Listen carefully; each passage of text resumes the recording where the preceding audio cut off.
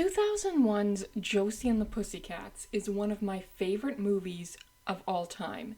And if you've never seen this movie, that probably sounds crazy, but it's just so not what you would expect.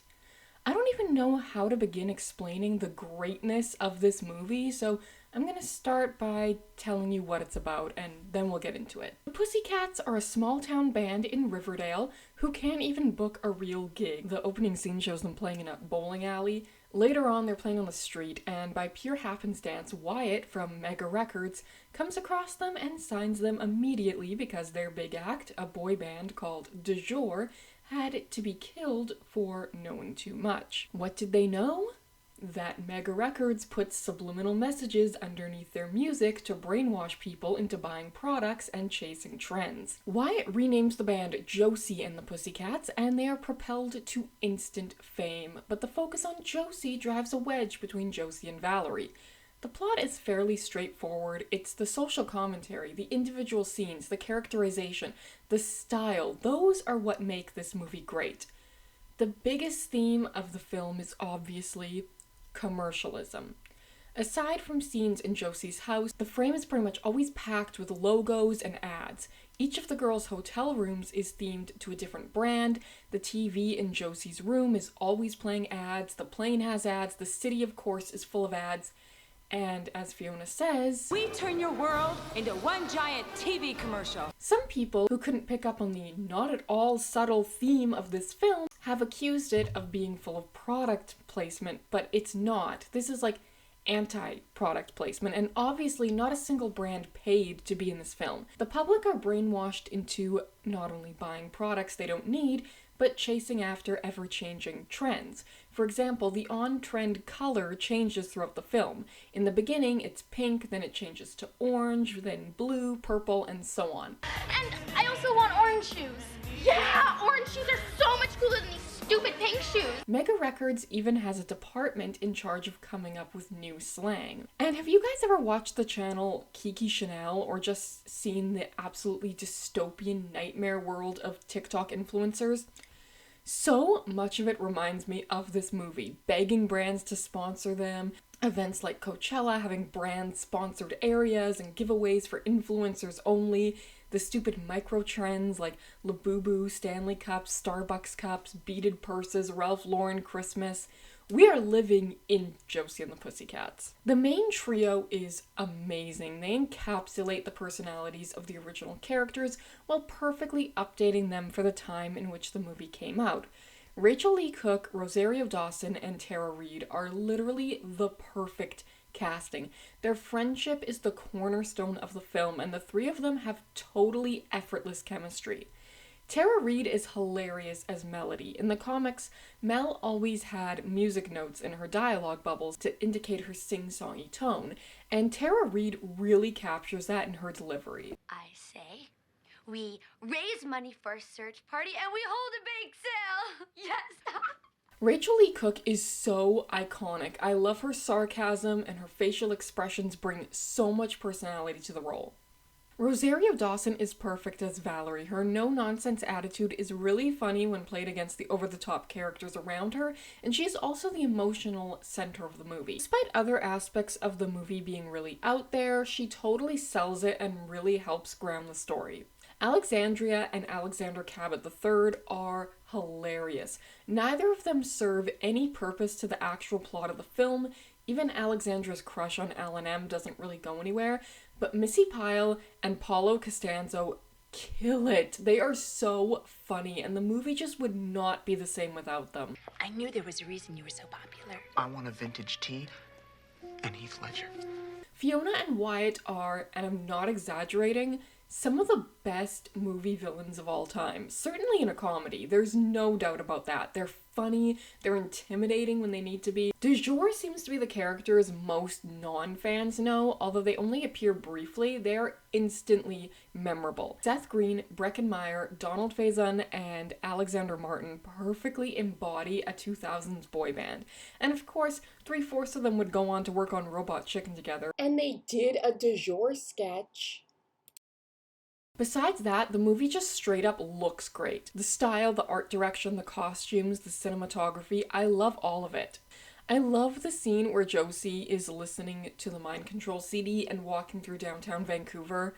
I mean, the big city, and everything around her is distorting. I love the scene when it's revealed what MS stands for. I love the opening when the MGM lion morphs into a screaming fan. I love the montage of the girls' rise to fame set to the song Pretend to Be Nice, especially them physically dancing on the Billboard chart. I love the scene when Wyatt spots the girls and frames them in a CD case right as the guys are walking behind them with the dismantled du jour billboard. I love the scene when Fiona's office turns into an elevator. I love the fake VH1 behind the music episode where they insert the chief into the Captain and Tennille photos. I love when Alexandria is making fun of Josie's suspicion and imitates the bum bum bum music cue, and then the music cue actually happens. Dum dum dum! Ooh, brainwashing! Ooh, help, we're being brainwashed! Diet Coke is the new Pepsi One. I could just list scenes all day. If you haven't seen this movie, what are you doing with your life? The costumes are the very best of Y2K fantasy. Every piece of clothing seen in the film was either created or modified. I especially love Josie's hairstyle, a modern update on her iconic do. Not to mention the update of the cat ears, amazingly making them not look out of place at all. And of course, Fiona's outfits, the iconic feather getup, her business card dress. Need I go on? This movie is just extremely funny. Like, I just wish I could show you all the funniest scenes. I think everyone knows about the Metallica line. Oh, well, we managed to land the plane just fine. Unfortunately, it was in the parking lot of a Metallica show. Well, the fans beat the crap out of us. Well, you don't look too bad. And I thank God every day I knew the words to Enter Sandman. And the comic book line. I still don't understand why you're here. I'm here because I was in the comic book. But there's a lot of underrated moments that don't get talked about that much. Like Alan M. asking Josie if he should tell someone something he's afraid to say. Because there's this guy at work and he just reeks, you know? The guy. Yeah. Smelly guy. Oh, God, Josie, no, not just smelly. I'm talking like hot, wet garbage on a sunny day. The Cabots being completely useless as Josie solves the mystery. Wyatt criticizing Alan M.'s name. Guess what's with the initial anyway? It didn't work for Sheila E. It doesn't work for you. The girls pay out at the bowling alley. $20. Minus $5 shoe rental. $15 Each.